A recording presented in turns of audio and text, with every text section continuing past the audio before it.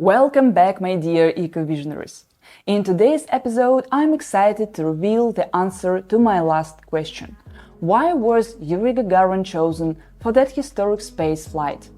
I think you'll be surprised by what set him apart. I also plan to share more space stories and lessons in resilience from the field of space psychology. So stay tuned to discover the key psychological challenges astronauts face in space and learn about the role of art in training the first astronauts.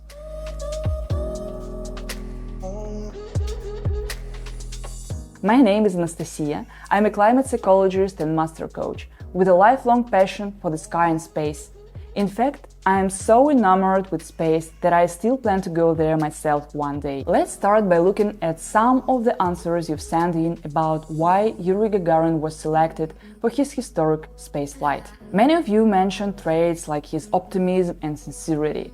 Others suggested his passion for the space, his ability to stay calm under pressure, and even his charismatic personality. Some of these guesses are really close to the truth. In fact, you've touched on key aspects that indeed played a significant role on his selection. The psychologists also thought about how the chosen cosmonaut would handle fame if the mission went as planned. They wanted someone whose character was pure. Among all the candidates, Yuri Gagarin really stood out. He came from a humble background and he was known for being open and honest. So what set him apart was his sincerity and modesty. The psychologists believed that even if he became a worldwide sensation, he'd remain the same down-to-earth guy. And you know what? They were right. There is this great story about when Gagarin went to England after his historic flight. He became an international celebrity overnight, and the Queen herself invited him for tea. An incredible honor for an ordinary citizen. Gagarin, unaware of English tea etiquette, staying true to himself, did at the tea party what he used to do. When served tea with lemon, he simply took out the lemon and ate it. Seeing this, Queen Elizabeth followed suit, took a slice of lemon, ate it and proposed, "Let's drink tea Gagarin style." With this story, I want to highlight that we don't need to aim to be ideal and unemotional. After all, that's what robots are for. What really sets us apart, what makes us truly unique, is our capacity for emotion and feeling. Often we try to project perfection, always appearing cheerful as if we're playing a role.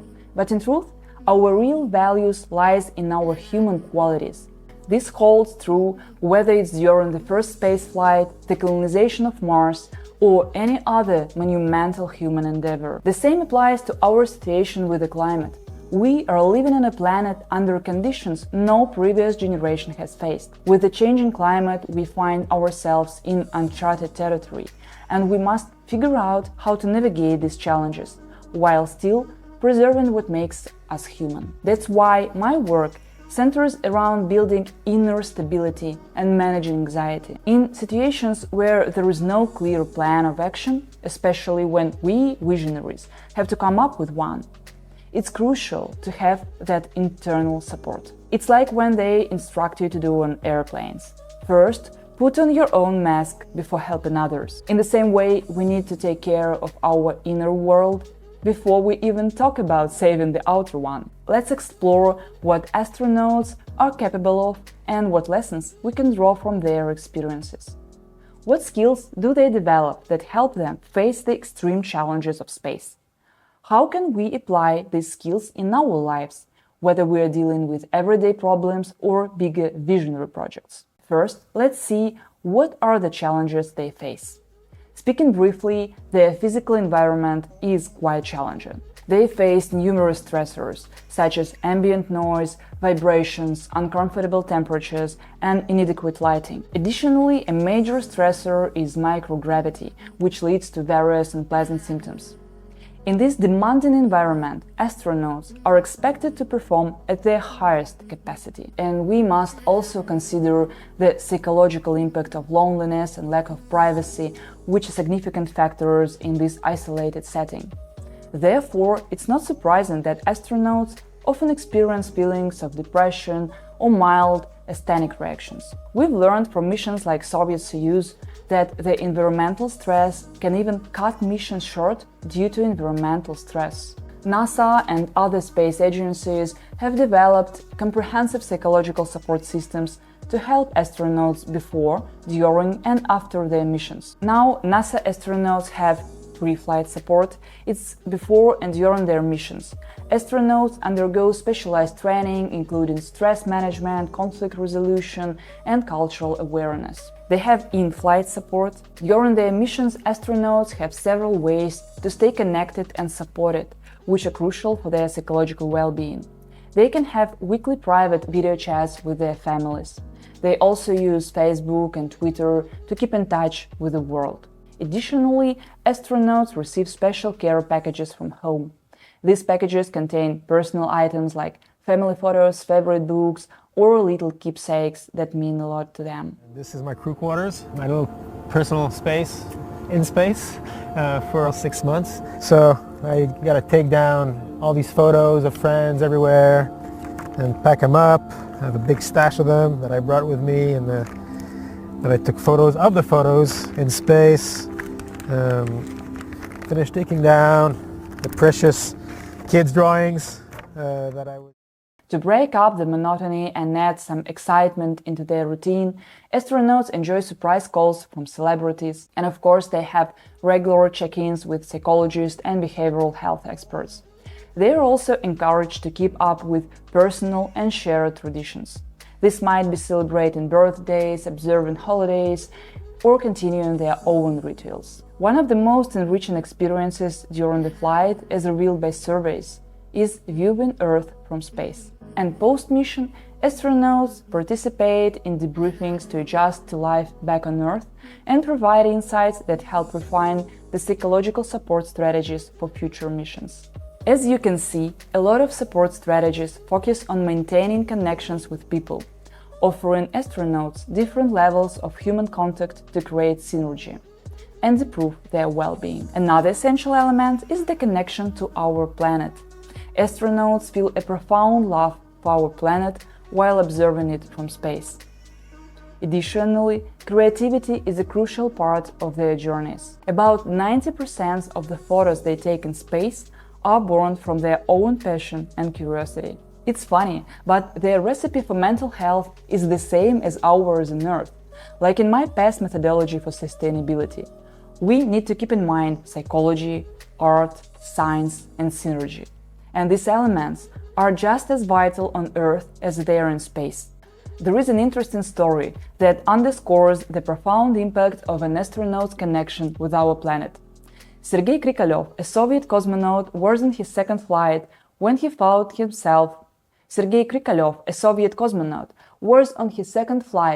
found himself orbiting Earth far longer than planned. Originally scheduled to stay in space for 5 months, geopolitical changes back on Earth extended his mission to nearly a year, 311 days to be precise.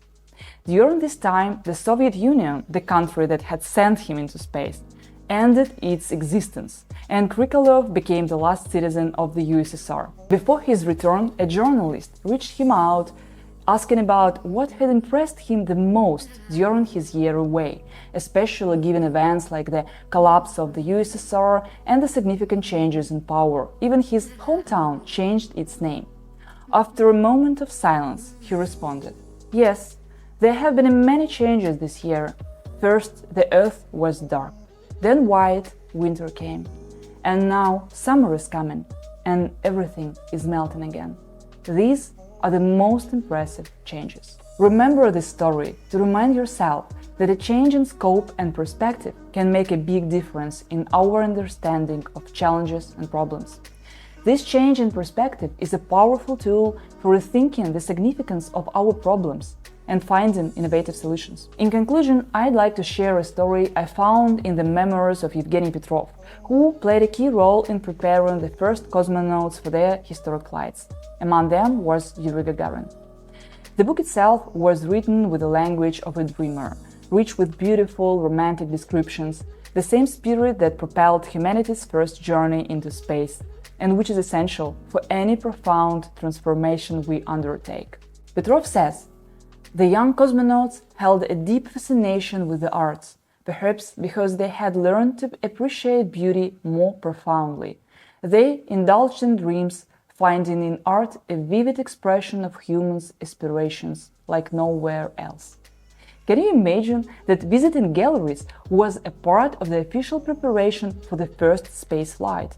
As it said in the book, they roamed through art galleries, museums, theaters, and historic cities, soaking in human creativity and history, which fueled their dreams and broadened their perspectives. From the vast magical world of arts and the enchanting beauty of nature, they derive immense aesthetic pleasure. And how symbolic it is! The hands that hold a bouquet of forest flowers will lead fantastical ships to the stars.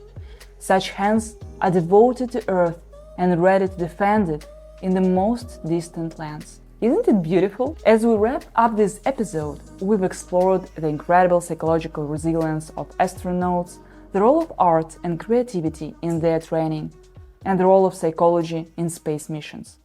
We've learned that the keys to mental and emotional stability lie in maintaining human connections, valuing creativity, and fostering a deep appreciation for our planet. As we face our own challenges, let's remember these lessons. Thank you for joining me today, and don't forget to subscribe to my channel for more insights on building inner resilience amidst the meta crisis we face. Keep dreaming, and see you soon.